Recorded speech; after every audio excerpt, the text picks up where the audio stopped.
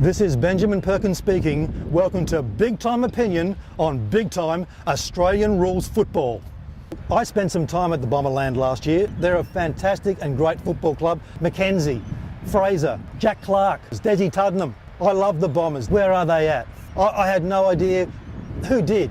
Who knew? And I think ultimately this year it's going to be like, is this guilt I feel or is it enhanced peptides? I don't know where they're at. Watching Mark Thompson the other night on TV, it was like he was waiting for the jury to come back with a very negative result. To me, the player group is going to feel guilty, and I want them to be not guilty because I love Essendon. I just don't think they're going to do that well this year. They're going to be really, really unlucky. I can't see the umpires being very kind to them either. They've got some great players. I just think they're in trouble. Melbourne, I used to call this team the Lady Boys, and for good reason. They were so soft and just weak as, and now they've got a new coach and he's tried to toughen them up. Well, big deal. Their skills are below par. Everything about Melbourne is below par. They're a shithouse football side. I hate them, and I predict that we could well see their coach taken away in a straitjacket.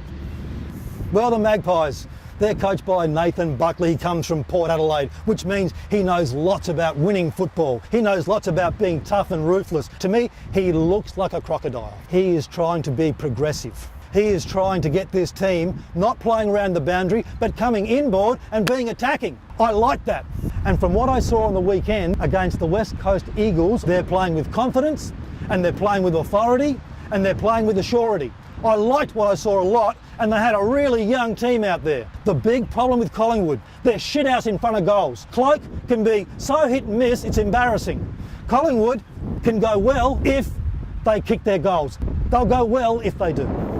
The Crows, this is what you'd really call an enigma side this season. Last year, they were fantastic. They tackled hard, chased, they did everything really well except kick their goals. In front of goals, they were hopeless, and I thought the way they maintained Tippett's head was, well, bizarre. This year, they've got a much tougher draw. This year is going to be harder for them. This year, they've been playing shit. They haven't been putting in, haven't been doing anything well, not one part of their game at this stage in that ridiculous NAB Cup, which I think is a fucking disgrace. The AFL allowed people to bet on it. It's a joke.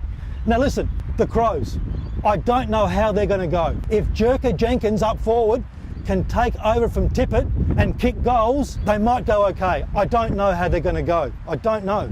Richmond, one of the most powerful of all-time football clubs. Who can forget the 70s? Jack Dyer, Dick Clay, Billy Barrett, Royce Hart. Richmond, passionate supporters. Now they've got Mark Williams there. They've got Brendan Lade there. And they've got the coach, Damien Hardwick, all Port Adelaide men. I know Damien Hardwick. I was one of his coaches, in a way, at Port Adelaide back in the premiership of 2004. I know Damien Hardwick, and he is a fucking winner. And if he wants to fucking start winning, it's fucking time, because they've been fucking missing week in, week out in front of goals. When will these coaches understand that AFL football is about kicking your fucking goals? They lost games they should have fucking won because they fucking did not finish off with good goals. I'm telling you, Hardwick, I'm looking you, Mr. Hardwick.